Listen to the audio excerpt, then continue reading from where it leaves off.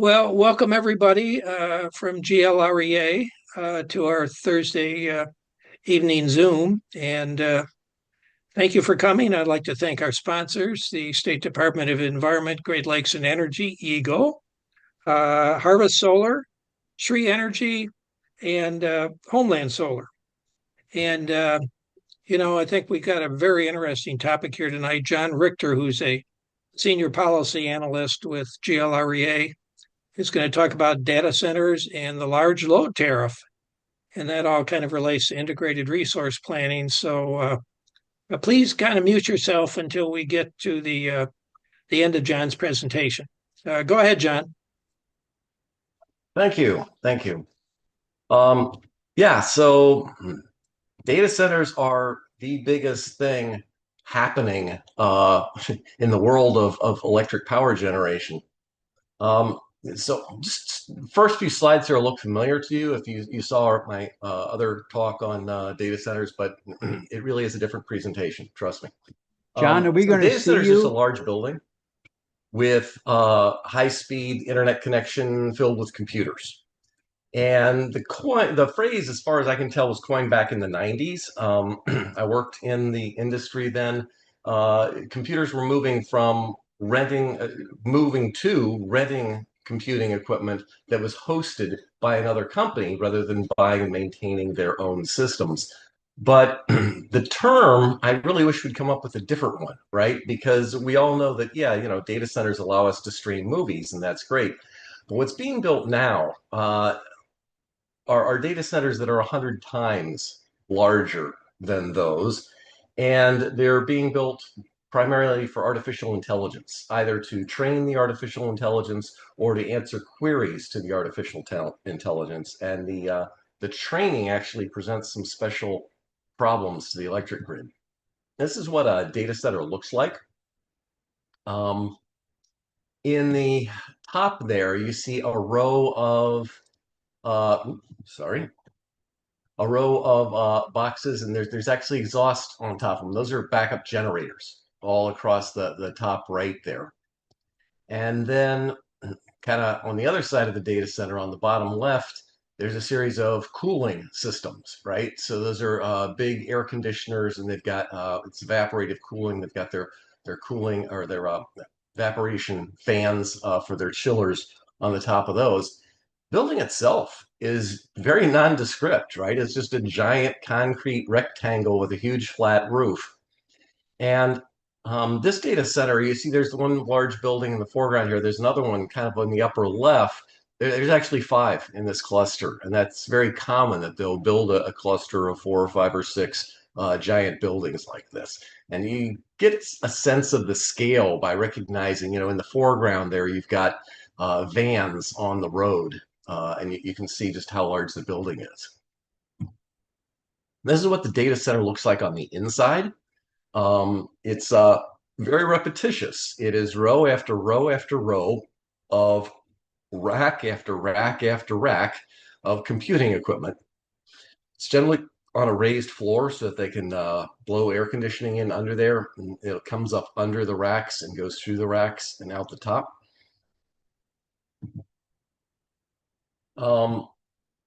Data centers are being constructed across the world, but by no means evenly. The United States and China are way out there in front, and all the other countries are small by comparison.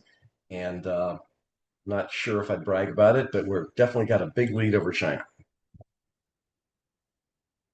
Within the United States, data centers are not evenly distributed either. As Jay was talking about before we got started here, there's an enormous concentration of them in Northern Virginia, because that's where the government, and in particular the Pentagon, is. However, Texas, always being proud of being large, has a huge number of data centers under construction and proposed, and it's anticipated that by 2030, Texas will have more data centers operating, more capacity than Virginia. There's also quite a few kind of in the old Rust Belt, Chicago, or Illinois and Indiana and Ohio as well.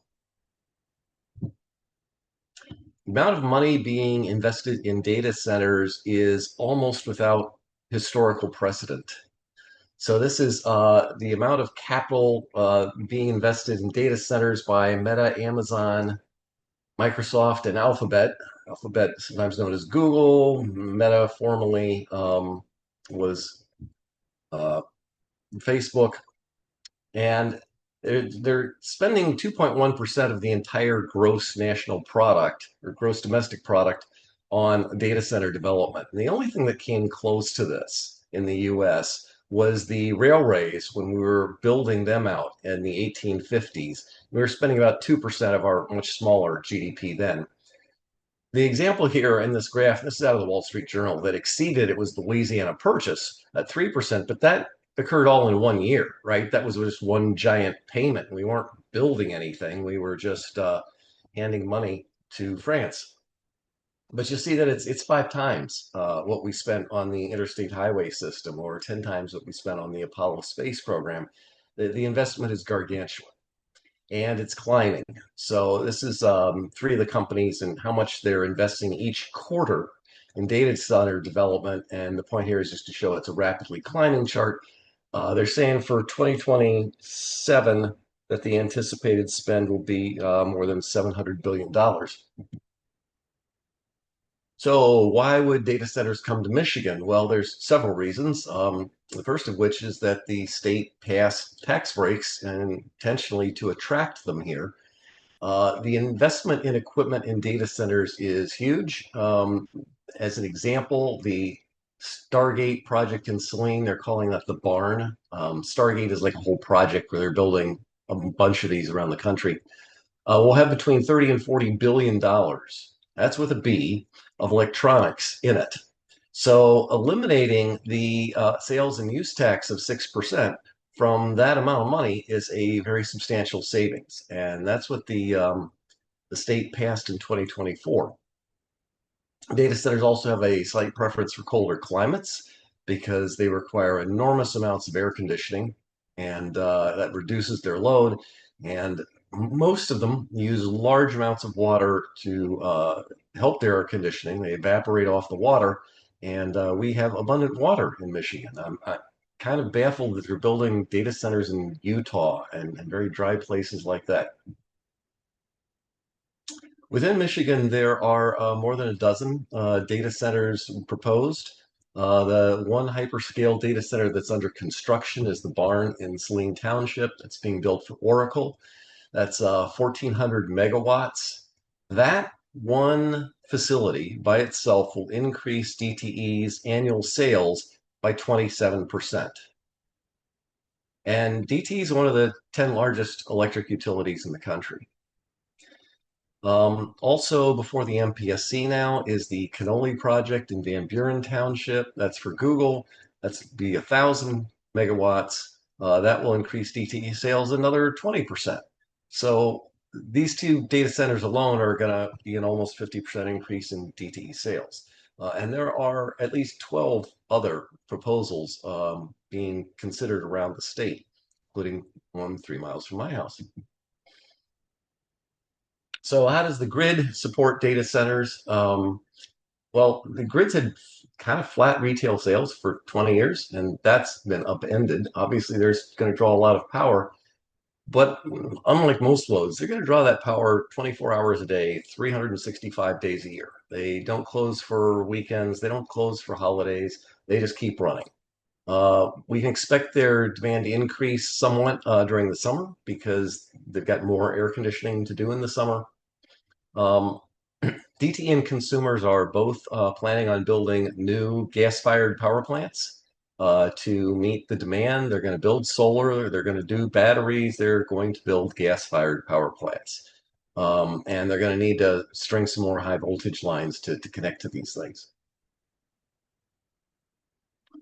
So Chairman Scripps laid out the concerns of the Public Service Commission in a way I thought was really interesting. He said there's sort of three different scenarios. The first scenario is if the data center is announced, they start happening, and the utility builds out its infrastructure to support that data center. And then the data center says, oops, this was a mistake. We're not going to run this. We're going to close it down. maybe AI flops or processors they put in are obsolete, or some other AI is way better than theirs and that company goes toes up. Um, are we, the other ratepayers, going to get stuck for those power plants and additions to the transmission system that got built for the data center? And that has really been the Public Service Commission's primary concern thus far.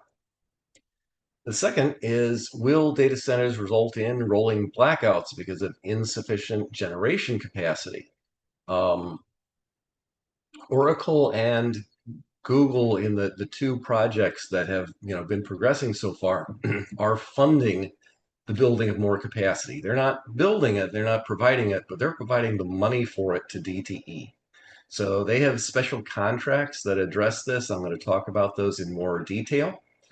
And looking forward to the future, the utilities will have to address this capacity question in their integrated resource plans. Under Michigan law, each utility has to submit an integrated resource plan at least every 5 years that describes how they're going to meet projected load over the next 20 years. Both DTE and consumers will be filing theirs next month, which is very unfortunate. I wish they had spaced them out a little more. And then the third scenario is, if the data center operates as expected, everything, goes perfectly normal, will their electric bills actually cover the full cost of the infrastructure to support that?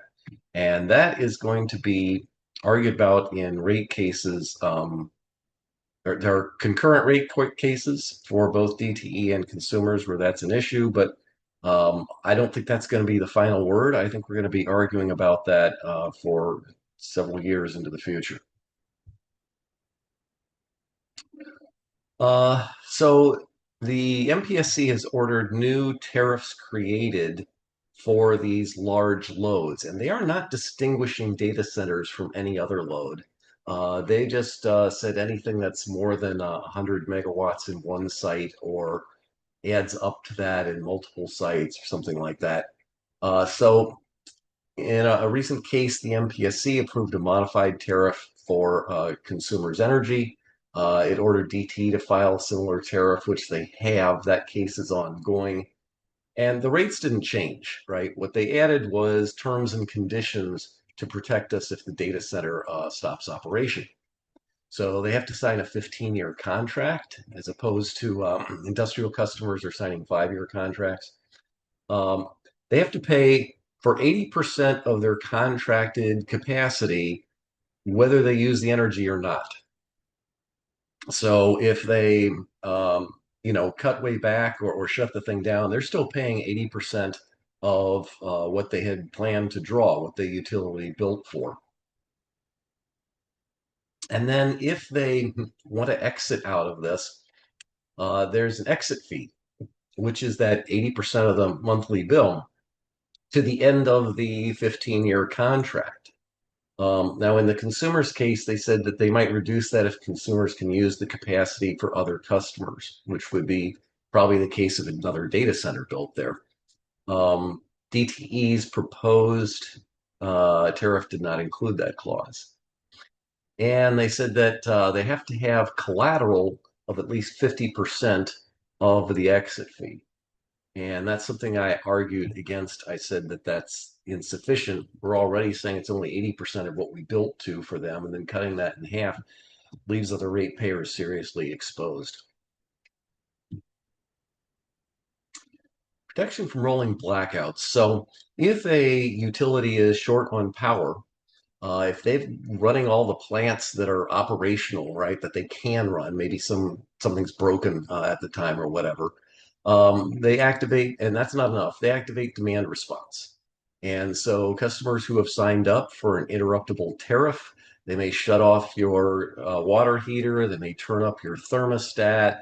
There's some industrial customers that have signed up for this. They can shut down some things so that they can bring, demand into to sync with what they can actually produce. If that's not sufficient, they do a load shed. And they take a geographical region and they shut off the power, and we all have a blackout. and they leave that shut down for some hours, and then they shut down another geographic area and turn power back on to the first one. And that's why it's called a rolling blackout, right? Different regions get blacked out for a period of time.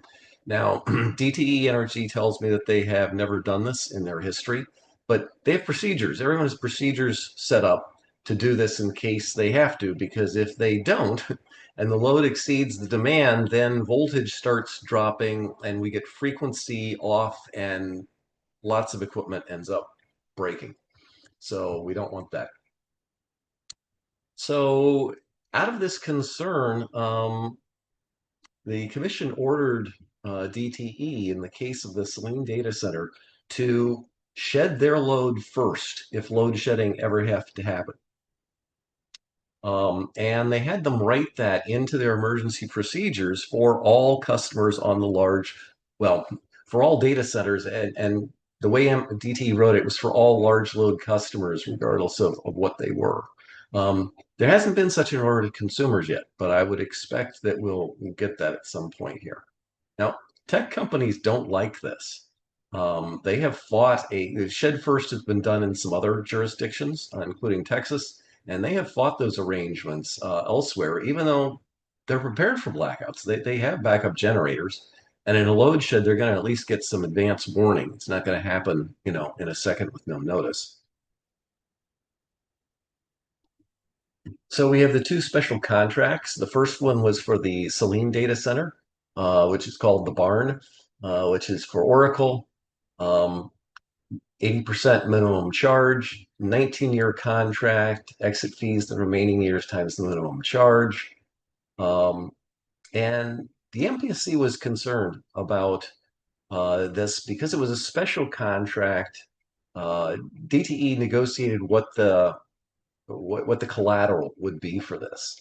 And so the MPSC warned DTE that if this company defaults and stops paying, and the collateral that you have is insufficient, then your shareholders are going to cover that. We're not going to extract that out of the other ratepayers. I thought that was a very important declaration. In terms of capacity, the way this was handled, Oracle is going to pay for DTE to buy and operate 1,400 megawatts of batteries. So basically their entire capacity in batteries. Now, and for 15 years. Now, the contract's longer than that, and the contract's extendable. But at least for 15 years, they've kind of got the capacity situation covered. As part of that, DT is going to operate those batteries, and they're going to auction the capacity on the MISO market, and they're going to do rate arbitrage, right? So they're going to charge the batteries during off hours when electricity is cheaper, and use them during peak hours. And they're going to credit DTE with the value of that capacity and that rate arbitrage. So it's almost like Oracle owns the batteries in terms of how the money flows, except that they don't. DTE does. Now, when a utility owns expensive assets, they get a profit off of that. And in this contract, the customer pays them the profit on those batteries rather than general ratepayers paying it. So very unique sort of terms in that contract.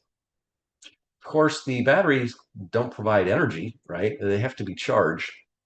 So DTE's existing plants are going to run a lot more hours during the year in order to charge those batteries. Now, DTE requested ex parte approval of this contract, which means there's no contested case. Nobody else gets to intervene and cross-examine their witnesses. And in fact, the contracts were exhibits, but they were heavily, heavily redacted. They even blacked out who signed the contracts, including the DTE signatures, which I thought was kind of ridiculous. But the MPSC approved the contracts anyway, and the GLREA, the Attorney General, and other groups have taken them to court, and we're suing them and saying that was improper. It is obvious that this contract is going to affect customer rates, and therefore it should have been a contested case. The commission's position is, well, no, we didn't approve any rate increases in this case, so we can pass it without a contested case. The second one is the Cannoli project in Van Buren Township for Google. Again, we've got the 80% of contracted capacity. It's estimated at $165 million a year for their electricity. It's a 20-year contract. The exit fees, the remaining years times the minimum charge.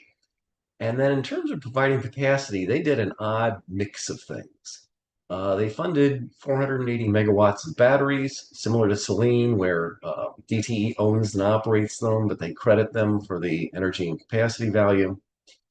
They're going to fund 1,600 megawatts of renewables. They get the renewable energy credits, and they get credited for the energy and capacity value of those. So it's kind of like a giant VGP project, but not directly under that program. So another kind of odd thing.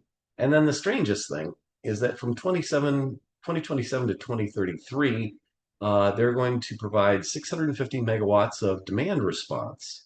So if DTE needs them to, they're going to throttle back their operation there by 65%.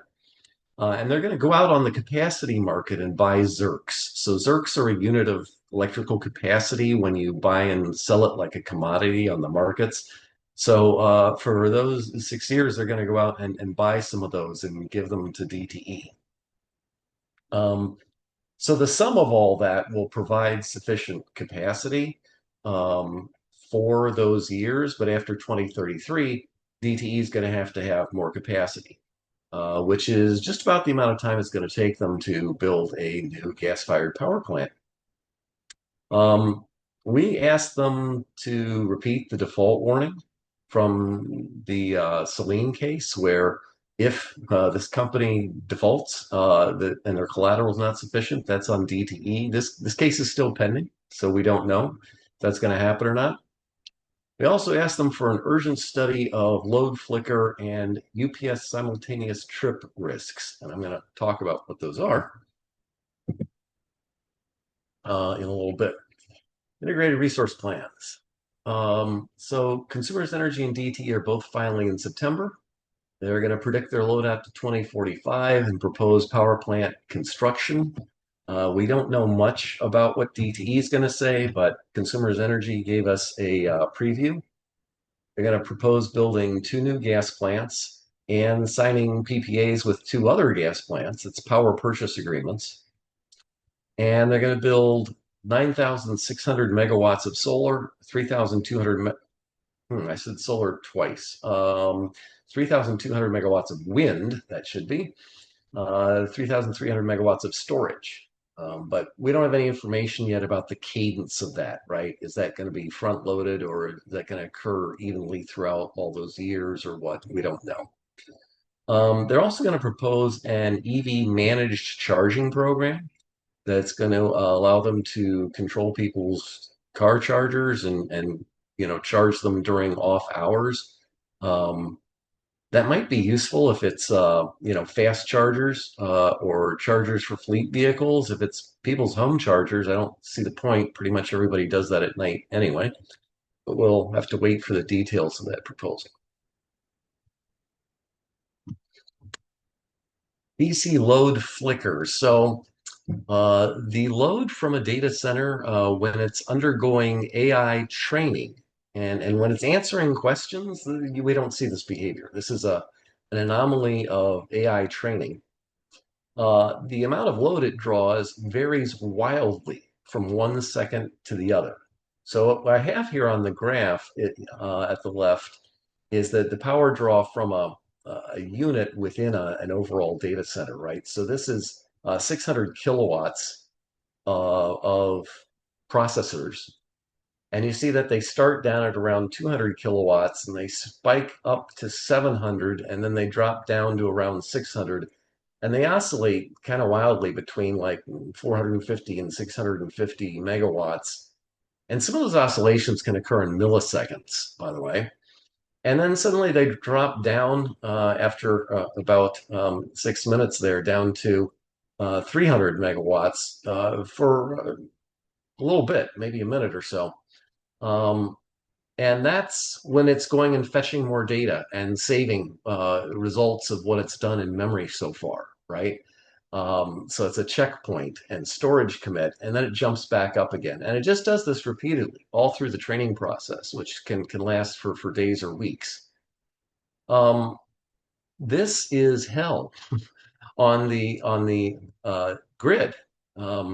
It has the property of wearing out transformers fast. It overheats them because the transformer stores energy temporarily in magnetic fields, and forcing it to oscillate like that makes it hot. And there have been cases, some of these data centers have large gas turbine generators on site where it has broken down the turbines. The blades crack, or in one case, the shaft broke. The other problem that's been observed out on the grid is simultaneous uninterruptible power supply trips. So data centers all have a UPS to provide backup power during outages. And a UPS has various settings about what will cause it to automatically trip on and take the system off the grid. And there's sensitivities, how sensitive it should be to variations in either voltage or frequency. And data centers have, like I said, tens of billions of dollars of sensitive electronics. So they've set these to be very sensitive and trip off onto backup power at the first sign of any problem on the grid. There have been occasions in both Texas and Virginia where a very brief voltage variation, a transient they call it, has caused multiple data centers to switch to backup power simultaneously, dropping 1,000 or 1,500 megawatts of load. Um, in Virginia, 60 different data centers tripped off at the same time. Now, since I wrote this slide, which was 2 days ago, there's been another event announced in Virginia, and this one took off 3,800 megawatts of load in a very short period, and it took the grid 9 minutes to recover from that. So Texas has passed rules that say the uh, the UPS settings have to be less sensitive and allow the data center to ride through minor variations in the voltage. And the data centers, they have a lobbying group. They're fighting this. They say it's going to cost them $1 million a megawatt to protect their loads from these variations, and they are going to sue. California and the whole Eastern Atlantic region are also proposing rules about this. So it's going to be very interesting. And the more data centers we get, the bigger of a problem this can be if we don't address it. And then that kind of third scenario. So what if everything goes as expected? Are the data centers really going to pay their way? Douglas Jester, who's probably one of the most knowledgeable people about rate regulation in Michigan, testified that a gigawatt of data center is going to increase utility bills 5 to 10% for everyone else if we don't change the way we regulate rates. And I mean, this was a contested case. DTE could have disputed it, and they did not. DTE and consumers in talks to add 23 gigawatts of data centers, 23,000 megawatts. That's about the entire generating capacity of the state, a little more. So this is a serious concern. One of the reasons that adding more data centers like this can increase everyone's rates is that new power plants are more expensive than operating and depreciating the existing plants. Now, that's always been true. And it's been said, well, that's okay. We're going to spread the cost of the new plant over everyone because everyone's getting the benefit that you now have a newer plant, right? I mean, those old plants that they're going to wear out. Okay, now we've got a newer one. But what's happened is so many data centers have come online so fast, and a lot of them are buying gas turbines to have on-site power, big utility scale gas site turbines, that the price of gas-fired power plants has tripled since 2022. It's scarcity pricing. There's only 3 companies that make these, and they have backlogs out 5 years. So 65% of gas turbine sales are for powering data centers, either directly on site or because of utility expansion. And simply demand has gone faster than the factories can make the new gas turbines. So the price is skyrocketing. This is a map of the change in residential electric rates between March of 2025 and March of 2026. And the PJM region over there by Virginia and Delaware and Maryland and New Jersey and Pennsylvania and the District of Columbia have had the highest rate increases in the country. And I'll have a chart of that.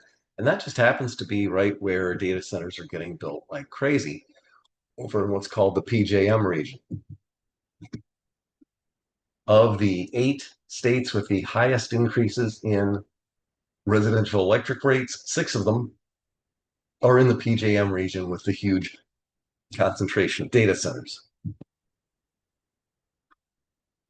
So what rate should data centers pay? Make sure that they're paying their own way. Well, currently they're just put on the same industrial rate as large customers. Connected at high voltage for DTE, that's rate D11. For consumers energy, that's rate GPD. Several states have required that data centers pay the cost of connecting their system to the transmission system. We haven't made that a rule here, although the 2 data center special contracts did that to a degree, kind of mostly. So when a new power plant is built, normal rate making spreads the cost over everybody. And got ahead of myself before, existing customers get the benefit of a new plant, but with them paying 3 times the price to build the power plant because of data centers demand, shouldn't the data centers bear that added cost?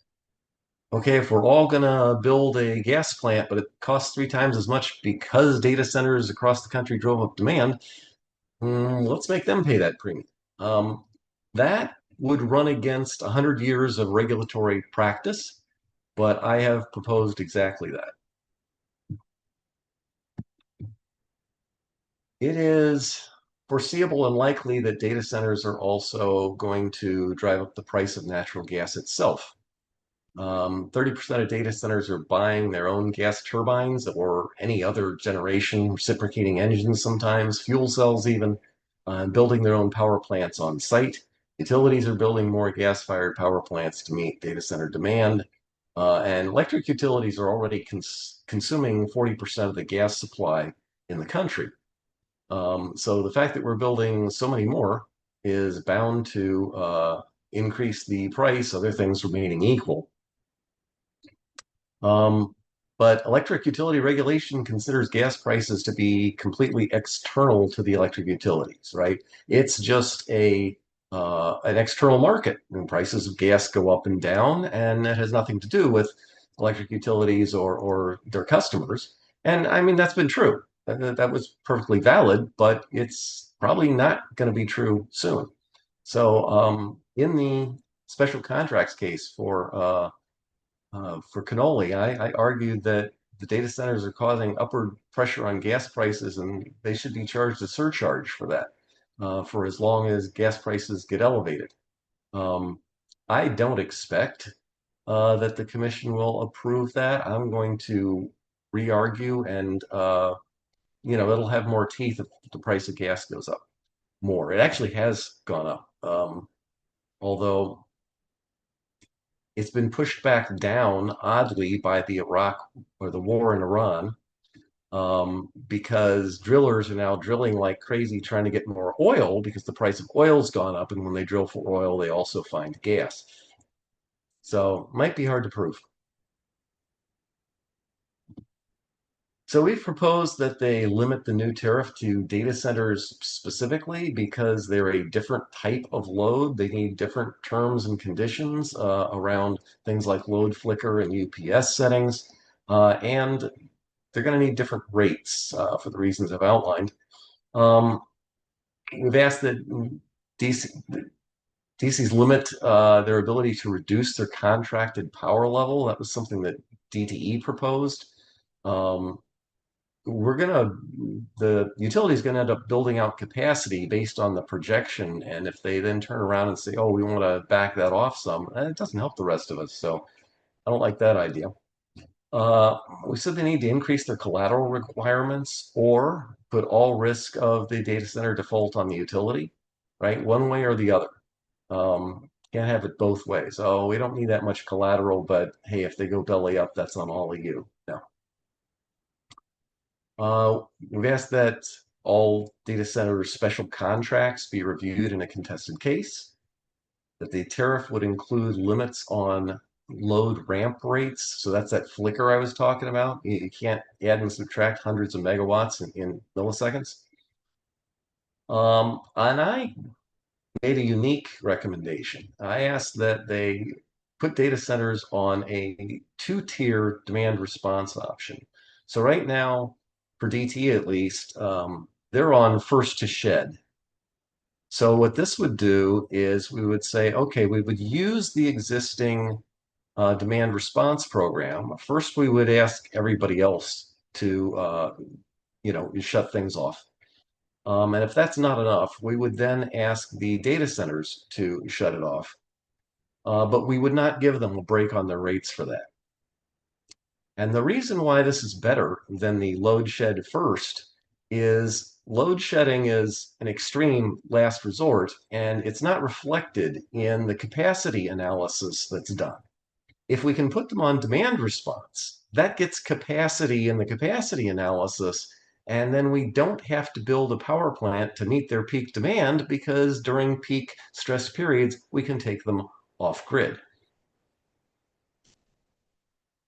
And last, I asked for a setup of a study group on simultaneous UPS trips. We've got several proposals in other states that we should look at and see how exactly that should be written. The data centers don't like it. If there's a hole, a loophole in the rules, they'll find it. So we've got to make sure we've got some very ironclad rules about how their UPSs are set up so that we don't have these sudden drops in load across. I mean, it could happen across multiple states. The voltage flicker that was caused by the data centers tripping off in Virginia was detected out in Chicago. Okay, so when are we going to set the rates for these data centers? Well, there are two current rate cases, one for DTE and one consumers, that are underway. And the MPSC had them do cost of service studies in those and say, do a cost of service study with the data center and without the data center and show us the results. I haven't read the DTE one yet, but consumers, or was it the other way around? I don't know. I read one of them and they didn't really provide us very good information. They did some, yeah, it was consumers. They did some assumptions and it really seemed like they obscured more than they illuminated. So I think this fight's going to go on for a while. The MPSC may change rates. They may order them to pay for transmission upgrades, which has sort of become a de facto practice, or they may do nothing. The data centers aren't going to be in service for a year, and the MPSC has kind of said, there's no urgency. We can work this all out and be thoughtful about it. So I don't know if they'll do it in this case or not, in these two cases. But I'm arguing that they need to be put in a separate customer class on a separate rate and have a scarcity surcharge to cover the premium cost of building gas plants. We'll see what happens. So if this concerns you, I have some possible actions you can take. In November, hopefully, there's going to be a ballot initiative on the ballot that says Michiganders for money out of politics. We gathered enough votes. I was one of the people gathering votes. And the Board of Canvassers has approved it, but the utilities are suing in the Michigan State Supreme Court to stop it from getting on the ballot. What this would do is it would stop regulated utilities from making political contributions, either themselves or through their affiliates. Um, the utilities have tremendous political power in this state, and a lot of that is derived by the large sums of money that they give to candidates, including the governor. So I urge you to vote for that when it appears on the ballot in November. Um, I also suggest, that's a personal recommendation, this is not a GLREA position, that you call or write your state representative to repeal the tax breaks for data centers. There are bills in the Michigan legislature to do this. I don't understand why Google, Oracle, Meta, and Microsoft need tax breaks. The idea was to attract data centers to our state because it's economic development, but data centers provide very little employment, 20, 30, 40 people full-time in a data center. They provide a lot of temporary employment in the construction industry to build them, and not much thereafter. And if you don't like the idea of having a data center near you, land use is regulated at the city and township level.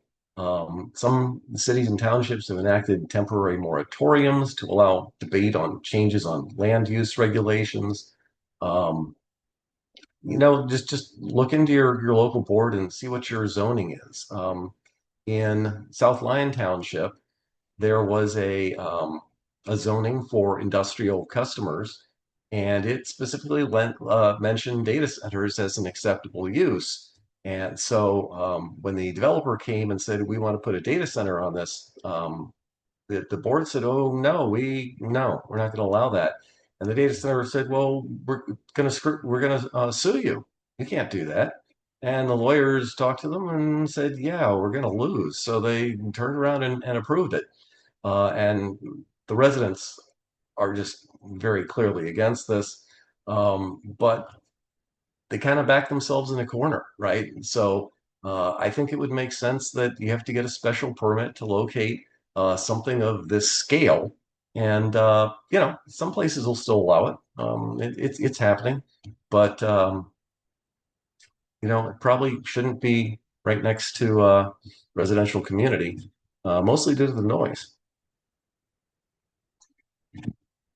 And with that, I will open it to questions. And I just listed here the case numbers. I know some of you like to follow this stuff in the MPSC and what's going on. So there's the case numbers for you if you're interested. And feel free to drop me an email with questions. But we have time now. Go ahead, Charles. Yeah, John, two questions, and they're completely different. Question number, I'll just ask them both. Question number one, why can't they, if they got this flat roof, what's the problem of requiring to have solar? Because if we have to get the clean energy standards, wouldn't that make sense that you'd have a much higher percentage of in-house generation from renewable sources on these sites with the big flat roofs? That's question number one.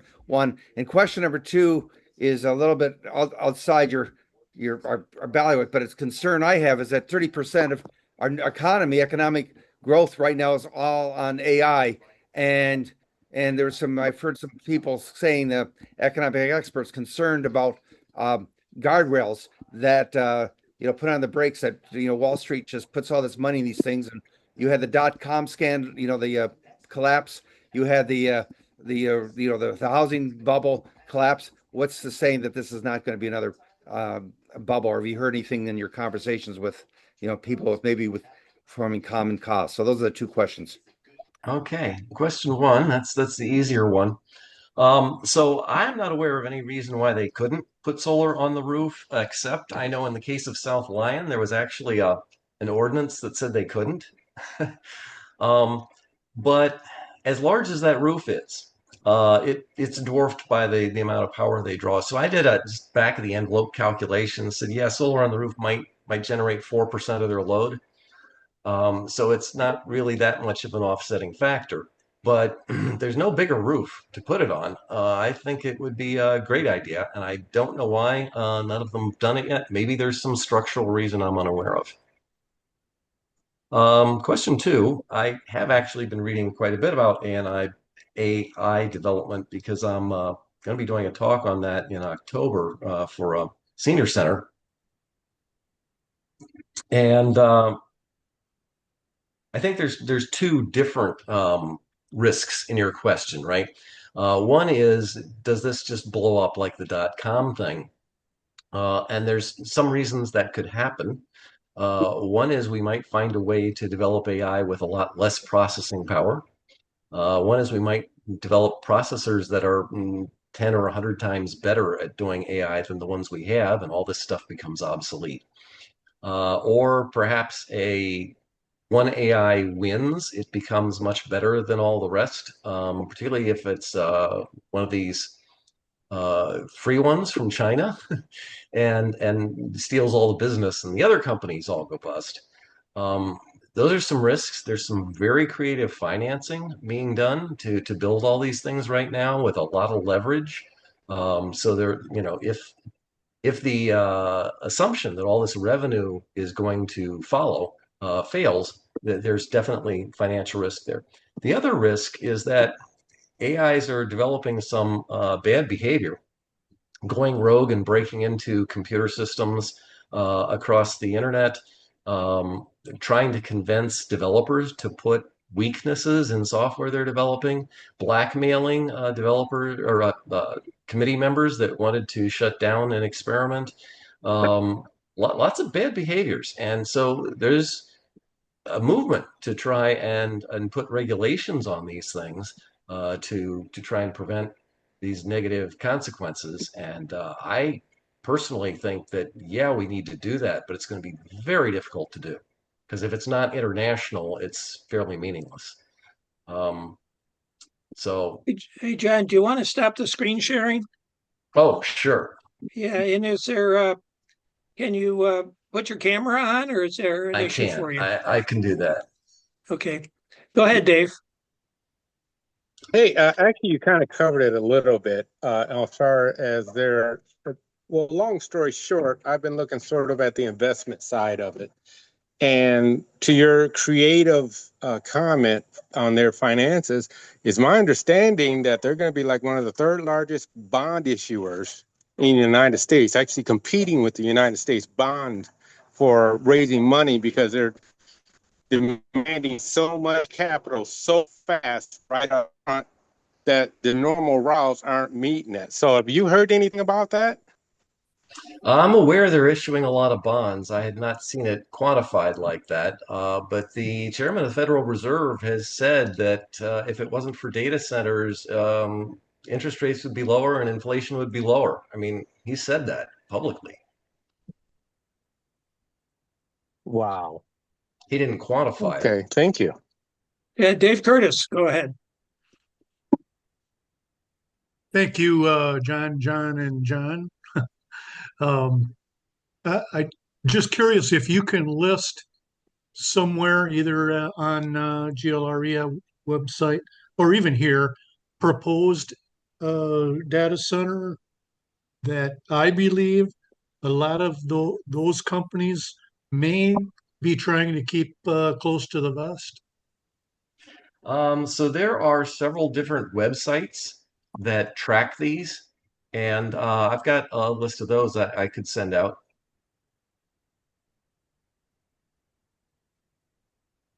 Thank you. Go ahead, Harvey. Mute. I keep hearing that solar is the cheapest way to generate power and the fastest way to get it online. So why are all these data centers building gas plants? Yeah. So the problem with solar is that it doesn't work at night, and the data centers run 24 hours a day. Um, the other problem is that they can get a gas site permitted to build on site a lot easier than they can get several gigantic solar farms sited and permitted. So the construction's a whole lot faster. The permitting is faster for the gas plants. Now, they're kind of up against that now because the gas turbines have a 5-year backlog. So That was true. That's no longer really true because it's not the permit that's the holdup. It's getting the equipment, which is why they're buying gas-fired reciprocating engines, modified jet engines to become generators, fuel cells, uh, anything they can get their hands on. They call it speed to power. That is the gating factor on how fast data centers can be built, is how fast they can get power to run them. And they're saying that, that on-site power is a bridge, and they'll switch to utility power once the grid catches up and has the capacity for them. That may or may not be true. We'll see. What Hey, about John. batteries? Oh, How do they figure into that? Well, batteries are the fastest way of getting capacity, right? Something still has to charge it, so that's why you've seen the first data center, Selene, said, "Well, we'll just buy enough batteries to run our whole thing." The Flex project proposed for South Lyon is going to have on-site enough batteries to run the whole thing, so they don't need backup generators.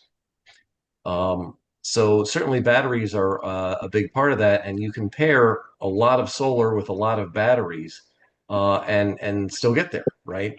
But I think if you combine those, the cost gets pretty high. I'm not quite sure, but it's definitely gas plants they're going to. Okay, thanks. hey, John, if a utility's building a gas power plant, right, it's not put into the rate base until it's actually operational, right? Well, yes, John, that's historically correct. There have been some cases, not in this state, where exceptions have been made, particularly for nuclear plants, where they start charging customers while it's still under construction. That was the case in Georgia for the nuclear plants they built there that had the huge cost overruns.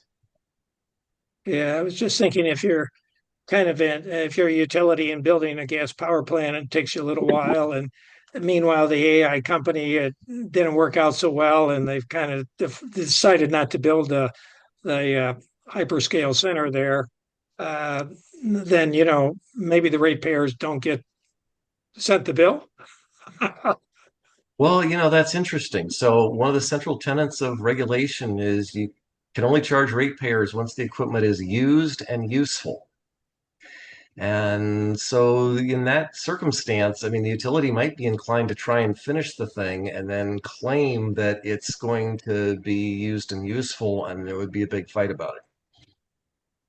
The my last question for you is, you're saying the cost of service studies would be they're done by rate class, right? And so, Correct. isn't in theory, you do the cost of service study properly, you're covering all the costs for that rate class, right? I mean, at least in For the theory. rate class. Now, this is why Abate, who argues in defense of the heavy industrial users, is screaming loudly that these need to be put into a different rate class because they're going to raise rates for their clients.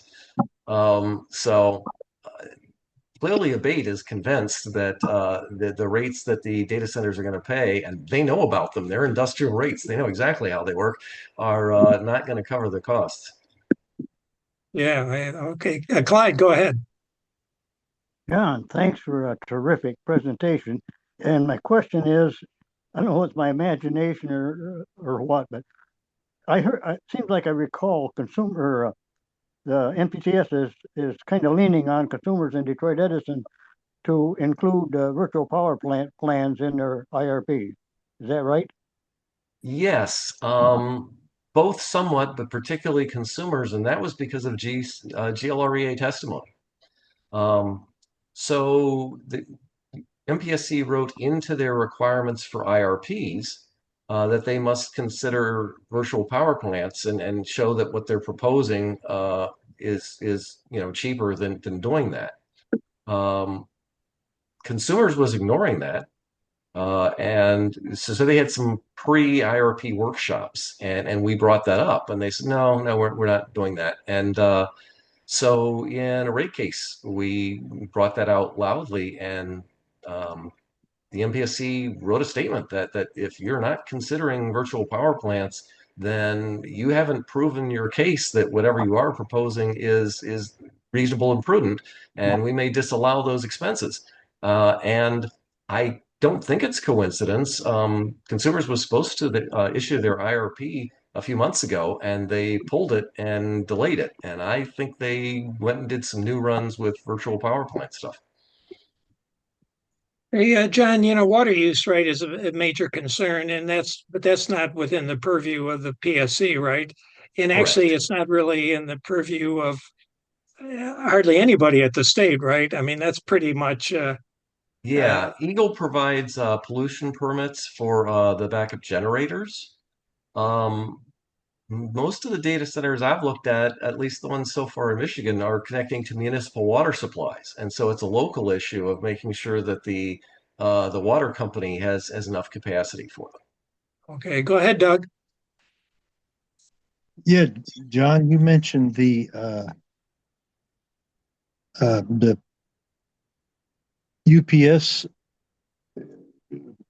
failing, and I'm not familiar on a large scale. I've used UPSs in plants and stuff, but don't they would those batteries be the ones that you're talking about, DTE and consumers are buying, and aren't they set up so that you have clean power going in, so that you wouldn't have um, power fluctuations, if you will, to cause them to trip Yeah, off? well, let me clarify that. So the UPSs are generally running diesel generators. I showed you in that picture of a whole row of diesel generators, right? And there are typically some batteries in the system because it takes a minute to start and warm up a generator, right? So they have some batteries there to do that, but not a whole lot of time. Now, the Project Flex in South Lyon that's proposed is totally different. They're not going to have generators. The UPS is going to be switching them to battery power instead. And there's been things written about, yes, the way to take care of load flicker is to have huge batteries in the system um, on site, right? But that is not common practice yet. And I, I think if we make some rules about these things, we may see a lot more on-site batteries by the utilities now, or by the data centers. Now, the batteries that these two data centers are buying or paying for, the utilities are going to determine where they're going to put them and how they're going to operate them. And all right, that's all up to the utility. And it's not directly related to the load of the data center and maybe in a completely different part of the state. Go ahead, Mike. Yeah, I read where Moody's reported that data centers have $662 billion in future obligations that they're kind of hiding off their balance sheets. Have you heard anything about I'm sorry, who's hiding their balance sheets? these various data centers? Oh yeah, oh yeah, absolutely.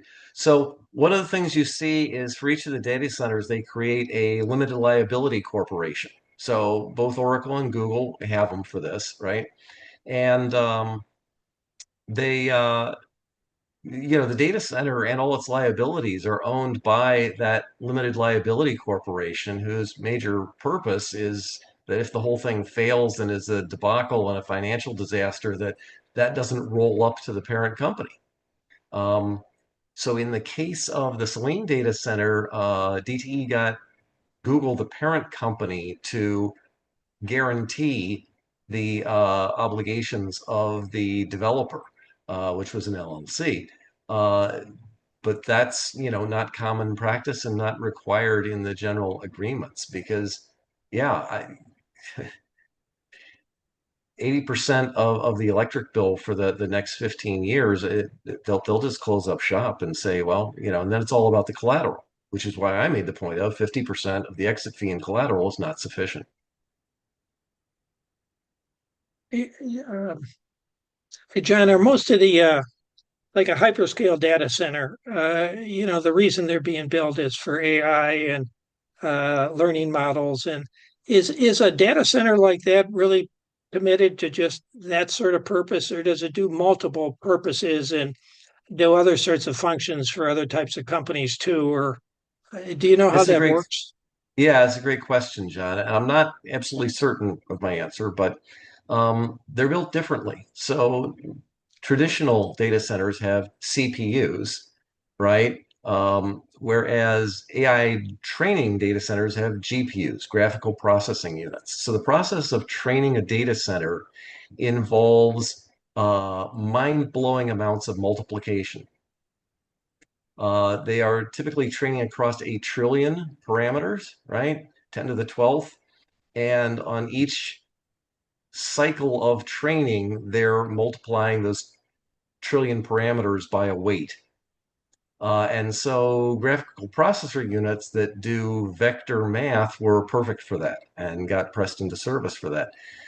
Now, to what degree those could be used for other purposes, I'm not entirely clear, John, but it's different equipment and they might be somewhat handicapped trying to use them for other things. Okay. Well, it's after 8 o'clock. John, thank you very much for a very interesting and very relevant discussion. Because there's